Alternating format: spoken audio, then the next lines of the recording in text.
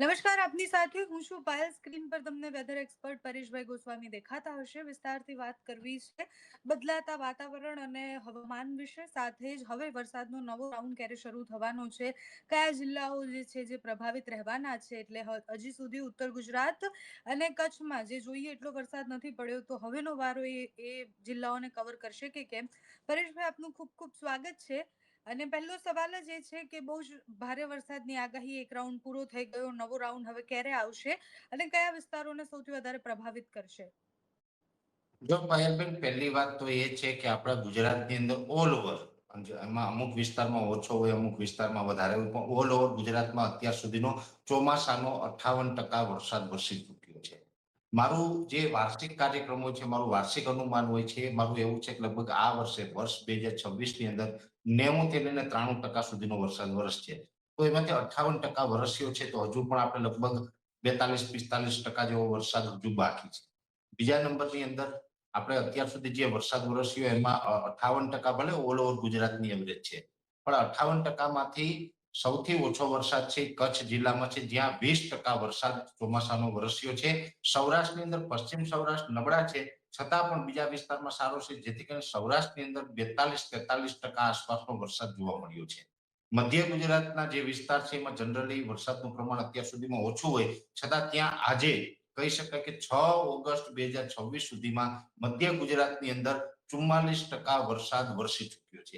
એવી રીતે ઉત્તર ગુજરાતમાં પણ આમ તો થોડુંક વરસાદનું પરફોર્મન્સ સારું ગણી શકાય, અમુક સેન્ટર કદાચ નબળા હોય, પણ ઉત્તર ગુજરાતમાં પણ 43% જેટલો વરસાદ સિઝનનો વરસ્યો અને સૌથી વધારે વરસાદ છે એ દક્ષિણ ગુજરાતમાં 80% સુધીનો વરસાદ વરસી ગયો છે. એટલે આ પ્રકારનું આખું આપણા ગુજરાતનું ચિત્ર છે. હવે અત્યારની જો કન્ડિશનની વાત કરવા જઈએ, તો અત્યારે અરબ સાગર કે બંગાળની ખાડીની અંદર કોઈ એવી મજબૂત સિસ્ટમ નથી જે ડાયરેક્ટ ગુજરાત ઉપર આવે કે ગુજરાતને વરસાદનો લાભ આપે. એટલે બંને જગ્યાએ કોઈ સિસ્ટમ નથી, થોડીક નિષ્ક્રિયતા જોવા મળી રહી છે, જેને કારણે જે મોન્સૂન ધરી હોય, જે ચોમાસું ધરી છે, એ જે એક અઠવાડિયા પહેલા ગુજરાતમાં વરસાદ વરસતો હતો ત્યારે દક્ષિણ રાજસ્થાન અને ઉત્તર ગુજરાતના ભાગો ઉપર થઈ, મધ્યપ્રદેશ થઈ અને બંગાળની ખાડી સુધી પસાર થતી હતી, એ ચોમાસું ધરી અત્યારે ઉત્તર તરફ ખસી ગઈ. ઉત્તર તરફ ખસી ગઈ એટલે અત્યારે ચોમાસું ધરી છે પંજાબ, હરિયાણા, દિલ્હી, યુપી, બિહાર અને એના માર્ગે થઈને બંગાળની ખાડી તરફ જઈ રહી છે. એટલે ચોમાસું ધરી જ્યારે પણ ઉત્તર તરફ ખસી જાય ત્યારે પછી ગુજરાતમાં વરસાદની શક્યતાઓ ના હોય ને આપણે વરસાદની અપેક્ષા ન રાખવી જોઈએ. બીજું કે માની લઈએ કે ઓફશોર ટ્રફ સક્રિય હોય, જો મોન્સૂન ઓફશોર ટ્રફ છે દક્ષિણ ગુજરાતથી કેરળના દરિયાકાંઠાનો, એ સક્રિય હોય તો પણ ઘણી વખત સારા વરસાદ જોવા મળે. હવે એ પણ છેલ્લા 2-3 દિવસથી ધીમે ધીમે વેગ પડી રહ્યો છે, એટલે ત્યાં પણ આપણે પોઝિટિવ બાબત નથી જોવા મળી રહી. એટલે હમણાં આપણે કોઈ વરસાદની અપેક્ષાઓ નથી રાખવાની. એટલે આમ તો 17 ઓગસ્ટ સુધીનું અમારું પ્રિડિક્શન છે પાયલબેન, ત્યાં સુધી ગુજરાતમાં કોઈ સારા વરસાદ ન નોંધાઈ શકે. આ એક વાત ચોક્કસ છે કે રાજસ્થાનના માર્ગે એક સાયક્લોનિક સર્ક્યુલેશન છે, એ રાજસ્થાનનું સાયક્લોનિક સર્ક્યુલેશનનો જે ટ્રફ હોય છે, એને કારણે સીમિત વિસ્તારમાં કદાચ હળવા મધ્યમ ઝાપટા નોંધાય તેવી શક્યતાઓ છે. એ પણ 8, 9 અને 10 તારીખ. હવે 8, 9 અને 10 તારીખે દક્ષિણ ગુજરાતની અંદર સુરત, રાજપીપળા, ભરૂચ, અંકલેશ્વર અને વાપી, આ વિસ્તારની અંદર કદાચ 8, 9, 10 તારીખમાં કોઈ એક દિવસ છૂટાછવાયા હળવા સામાન્ય વરસાદ નોંધાશે અને એ પણ સાર્વત્રિક નહીં હોય, 1-2 તાલુકામાં હોય, 2-5 તાલુકામાં ન હોય. અને એ વરસાદ એટલો હળવો હશે કે આપણે અડધાથી લઈને પોણા ઇંચ સુધીનો, એટલે કે 1 ઇંચ ઉપર વરસાદ જાય તેવો વરસાદ ત્યાં સંભવ નથી દેખાતો. એટલે 8, 9, 10 માં ત્યાં ઝાપટા પડશે. એની સાથે મધ્ય ગુજરાત અને ઉત્તર ગુજરાત, મધ્ય ગુજરાતનું અમદાવાદથી લઈ અને ઉત્તર ગુજરાત તરફના તમામ ભાગો, જેમાં અરવલ્લી, સાબરકાંઠા હોય, બનાસકાંઠાના પૂર્વ ભાગો છે, પાટણ મહેસાણાના ભાગો છે, ગાંધીનગરના વિસ્તારો છે, આ જે વિસ્તારો છે એમાં પણ 8, 9, 10 તારીખમાંથી કોઈ પણ લગભગ 2 દિવસ એવા હશે કે જેમાં છૂટાછવાયા હળવા મધ્યમથી સામાન્ય ઝાપટા નોંધાય તેવી શક્યતાઓ છે. અને એ પણ સાર્વત્રિક નહીં હોય. મેં આપને જણાવ્યું જેમ દક્ષિણ ગુજરાતની પરિસ્થિતિ છે એમ ત્યાંની પરિસ્થિતિ પણ એ જ રહેવાની છે. 2-5 તાલુકામાં હોય, 2-5 તાલુકામાં કદાચ ન પડે, એ રીતના છૂટાછવાયા અને સામાન્ય વરસાદ જોવા મળે. એટલે 8, 9, 10 તારીખ આ બે સેન્ટર મેં આપને જણાવ્યા, ઉત્તર ગુજરાત, મધ્ય ગુજરાત અને દક્ષિણ ગુજરાત, એને બાદ કરતા ક્યાંય કોઈ વરસાદની એક્ટિવિટીની અત્યારે અમારા તરફથી કોઈ શક્યતાઓ દેખાતી નથી. પછી તો વેધરમાં તો ઘણી વખત એવું બનતું હોય કે કદાચ અમે જે મોડેલો જે પ્રિડિક્ટ કરીએ છીએ એમાં ન બતાવે અને પછી પડે તો વાત અલગ, પણ નહીં પડે મારું જ્યાં સુધીનો અનુભવ છે ત્યાં સુધી. એટલે 17 ઓગસ્ટ સુધી કશું જ નથી. સાથે ચિંતાનું અને એક સારું બે કારણ છે. સારા અને ખરાબ બંને સમાચાર ગણી શકાય. અલ નીનો સ્ટ્રોંગ થયો અને આયોડી પોઝિટિવ થયો. આ બંને આયોડી હમ પોઝિટિવ થયું એ સારા સમાચાર, અલ નીનો સ્ટ્રોંગ થયો એ ખરાબ સમાચાર. અલ નીનો છે આમ તો પ્રશાંત મહાસાગરનું તાપમાન જે જુલાઈ એન્ડ સુધી આપણે લગભગ 2.5 ડિગ્રી અપ થયું હતું, એ અત્યારે વધુ અપ થયું છે અને અત્યારે 3 ડિગ્રી સુધી તાપમાન ઉંચકાયું છે, જેને કારણે સ્ટ્રોંગ અલ નીનો બની ચૂક્યો છે અને લગભગ મિડ ઓગસ્ટ અથવા તો એન્ડ ઓગસ્ટ સુધીમાં એ સુપર અલ નીનોમાં પરિવર્તિત થાય તેવી શક્યતાઓ છે. હવે સુપર અલ નીનોમાં પરિવર્તિત થશે છતાં પણ ગુજરાતને બહુ ચિંતાનું કારણ નથી, કેમ કે એ પોઝિટિવ થશે એની સાથોસાથ આયોડી આપણે પોઝિટિવ થઈ રહ્યો છે, જેથી કરીને આપણે આગળ ઉપર સારા વરસાદની સંભાવનાઓ છે. આઈઓડી એટલે કે ઇન્ડિયન ઓશન ડિપોલ છે, એ અત્યારે લગભગ 0.23 સુધી પોઝિટિવ છે અને આગળ જતા એ વધારે પોઝિટિવ થાય, વધારે સ્ટ્રોંગ થાય તેવી શક્યતાઓ છે, જેને કારણે ઓગસ્ટ એન્ડ એટલે કે ઓગસ્ટના છેલ્લા સપ્તાહમાં પણ રાજ્યભરની અંદર સાર્વત્રિક સારા વરસાદની સંભાવનાઓ છે અને સંપૂર્ણ સપ્ટેમ્બર મહિનો સંપૂર્ણ આખા સપ્ટેમ્બર મહિના દરમિયાન પણ સારા વરસાદ નોંધાશે. એટલે બહુ ચિંતાનું કારણ નથી. અત્યારે ચોક્કસથી ચિંતાનું કારણ છે, કેમ કે અત્યારે કોઈ એવી સિસ્ટમ ગુજરાતમાં સારો કે પાણી લાયક વરસાદ લઈને નથી આવી રહી, એટલે હમણાં વરસાદ જોવા નહીં મળે. સાથે અત્યારના જે તમામ બીજા પેરામીટરો છે, દાખલા તરીકે ટેમ્પરેચર છે, તો ટેમ્પરેચર અત્યારે 28 થી 30 ડિગ્રીની રેન્જમાં ચાલી રહ્યું છે, જે નોર્મલ છે, જે હોવું જોઈએ.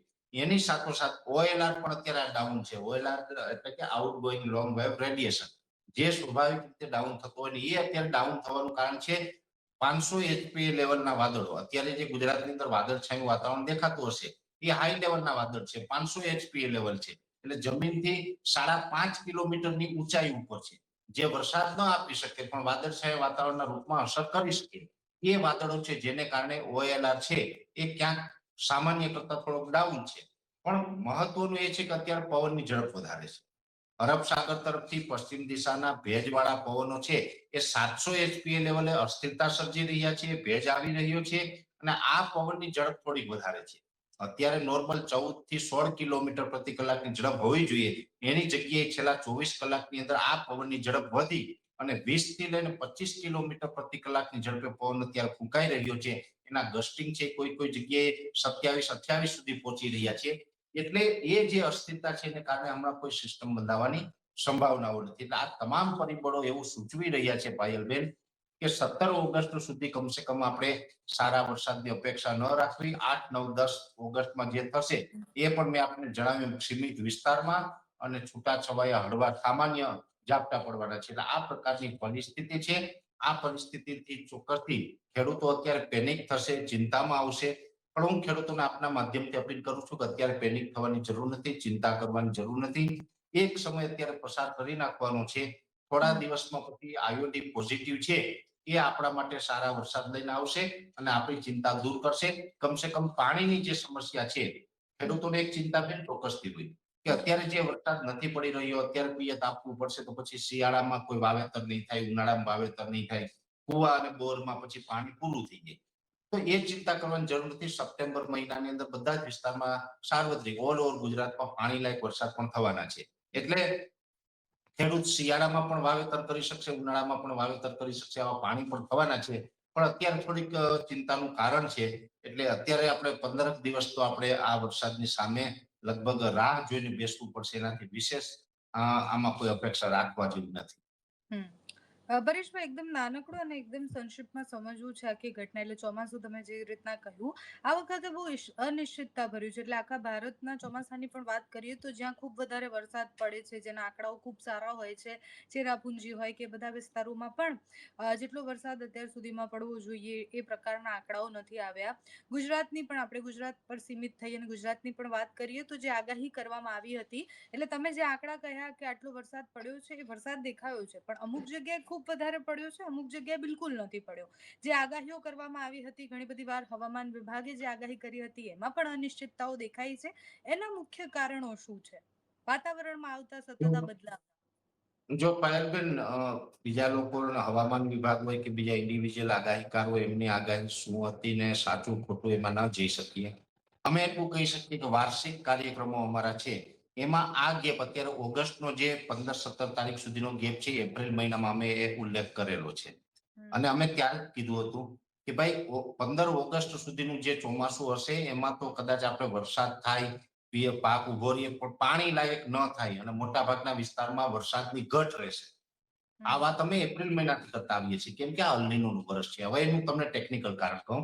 અલ્નીનોનું વર્ષ હોય ત્યારે એવું બનતું હોય જ્યારે પણ અલ્નીનોનો પ્રભાવ હોય ત્યારે જ્યાં પડે ત્યાં વધારે પડી જાય, ન પડે ત્યાં બિલકુલ ન પડે. એ જ પરિસ્થિતિ અત્યારે ગુજરાતમાં જોવા મળી રહી છે. એટલે એને કારણે અત્યારે આ થઈ રહ્યું છે. આમ તો આપણે દ્વારકાધીશનો આભાર એ માનવો પડે કે આઈઓટી પોઝિટિવ છે જેથી કરીને આપણે આટલો વરસાદ તો કમસે કમ થયો છે. અને હવે જેમ જેમ સમય જશે એમ આઈઓટી વધારે પોઝિટિવ થશે તો એક સારો વરસાદ થશે. એટલે બીજી વાત એ પણ છે કે જ્યારે આગાહીની વાત હોય ત્યારે દરેક પેરામીટરોનું પ્રિડિક્શન થતું હોય છે. જેમાં અલ્નીનો હોય, લાનીના હોય, ન્યુટ્રલ અલ્નીનો છે, આઈઓડી છે, એમજેઓ છે. આ જે અલગ અલગ પેરામીટરો ચેક કરવામાં આવે છે ત્યાર પછી જે આપણે સિસ્ટમની વરસાદની જે રેગ્યુલર સાયકલ ચાલે છે, સિસ્ટમના ટ્રેક ચાલે છે, એ ટ્રેક પણ આપણે ચેક કરવામાં આવતા હોય છે. આમ તો આપણે એટલું કહી શકાય કે છેલ્લા 15 વર્ષથી આખું જે આપણું ગ્લોબલ વોર્મિંગ અને બીજા ઘણા બધા કારણસર જે આખું પર્યાવરણ બદલ્યું છે જેને કારણે આપણે જો પહેલા એવું થતું હતું બંગાળની ખાડીની સિસ્ટમ ગુજરાત ઉપર આવે ને દ્વારકા ઉપર થઈને એનો રૂટ હતો એ સિસ્ટમ છે ઓમાન સુધી જતી હતી. વાવાઝોડા પણ ઘણી વખત અરબ સાગરમાં બનતા તો ગુજરાતની નજીક આવીને એનો ટર્ન લાગે અને ઓમાન તરફ વાવાઝોડા જતા. એ આપે પણ કદાચ સાંભળ્યું હશે. એનું તમે પણ ઘણી વખત એના સમાચારના માધ્યમથી તમે એનું કામ કર્યું હશે. એટલે ઓમાન તરફ જે સિસ્ટમો જતી હતી ને એ ટ્રેક હતો ને એ ટ્રેક બંધ થઈ ગયો છે છેલ્લા અમુક વર્ષમાં. છેલ્લા 15 વર્ષથી તમે જો ઓમાનની અંદર તો સતત અર્ધ દુષ્કાળ જેવી પરિસ્થિતિમાં ઓમાન દેશ જઈ રહ્યો છે. આ જે આખું માળખું બદલાયું છે જેને કારણે અત્યારે પરિસ્થિતિ એ છે કે સિસ્ટમના જે ટ્રેક હોય છે ને એ ટ્રેક મુજબ સિસ્ટમ આવતી હોય જે સિસ્ટમ બને છે 50% રન કાપે છે ત્યારે કોઈ પણ એક્સપર્ટ હોય એના વિશે કહી દેતા હોય કે આ સિસ્ટમ હવે આ તરફ જશે. પણ હવે તો એ તરફ જવાની જગ્યાએ ગમે ત્યારે અચાનક ટર્ન લાગે છે. છેલ્લી સિસ્ટમની વાત કરવા જઈએ તો છેલ્લી સિસ્ટમ મધ્યપ્રદેશ ઉપર થઈને ગુજરાત ઉપર આવી અમદાવાદ સહિતના વિસ્તારમાં વરસાદના રૂપમાં અસર કરી. એ સિસ્ટમ ખરેખર દ્વારકા બાજુ જવી જોઈએ, પશ્ચિમમાં ચાલવી જોઈએ. એની જગ્યાએ ઉત્તર તરફ અરવલ્લી થઈને એ રાજસ્થાન તરફ નીકળી ગઈ. એટલે આ જે ઘટનાઓ છે એ ચોંકાવનારી ઘટના છે. આ ખૂબ ચિંતાનું કારણ પણ ગણી શકાય. અમારા એક સાથી મિત્ર છે અમે લગભગ 1972 થી લઈને તમામ ડેટા છે છેલ્લા 2 દિવસમાં અમે એકઠા કર્યા છે. દરેક વર્ષે સિસ્ટમના રૂટ ક્યાં હતા એ પણ અમે આખું બધું ડ્રોઈંગ કર્યું છે. અને સેટેલાઇટ ઇમેજો છે જ્યારથી પણ ઉપગ્રહો છોડવામાં આવ્યા છે ત્યારથી લઈને અત્યાર સુધીના જે અમે ડેટા કલેક્ટ કર્યા છે હમણાં ટૂંક સમયની અંદર લગભગ અમે આખું અમારું જે માળખું ગોઠવશું ટૂંક સમયની અંદર દરેક વર્ષના અમે રેકોર્ડ બતાવવાના છે કયા વર્ષે અતિવૃષ્ટિ થઈ હતી એના કારણ શું હતા, સિસ્ટમના ટ્રેક શું હતા, કયા વર્ષ સુધી કયા ટ્રેક ઉપર સિસ્ટમો ચાલી, હવે શું કામ નથી ચાલતી, એ આખું બતાવવું છે. એ બતાવવા પાછળ પણ અમારો ઉદ્દેશ્ય છે જેથી કરીને પર્યાવરણ પ્રેમી છે એ ક્યાંક જાગૃત થાય અને હવે જે આપણું પર્યાવરણ જે બદલાઈ રહ્યું છે એમાં ક્યાંક ને ક્યાંક આપણે બધા સાથે મળીને સુધાર કરીએ જેથી કરીને અત્યારે જે તમારો પ્રશ્ન છે જ્યાં પડે ત્યાં વધારે પડે, નથી પડતો ત્યાં બિલકુલ નથી પડતો, આગાહી હોય એ મુજબ સિસ્ટમો નથી ચાલતી. આ તમામ વિષય ઉપર આપણે મહામંથન કરી શકીએ, મંથન કરી શકીએ. એટલે એ બાબતમાં પણ અમે અત્યારે ડેટા તૈયાર કરી રહ્યા છીએ અને અમે જે ડેટા તૈયાર કરી રહ્યા છીએ પાયલબેન એટલું ચોક્કસથી કહું છું કે વેધર એક્સપર્ટ તરીકે અને એક હવામાનના જે આખું જે આ ઇતિહાસ છે આ ઇતિહાસની અંદર પ્રથમ વખત એ બધું રજૂ થવાનું છે ટૂંક સમયની અંદર અને દુનિયા જોશે. હા, એટલે ડેટા આવશે તો આપણે વધારે વિસ્તારથી આ વિષય પર પણ વાત કરીશું. થેન્ક યુ સો મચ પરેશભાઈ, તમે અમારી સાથે જોડાયા, માહિતી આપી એ બદલ.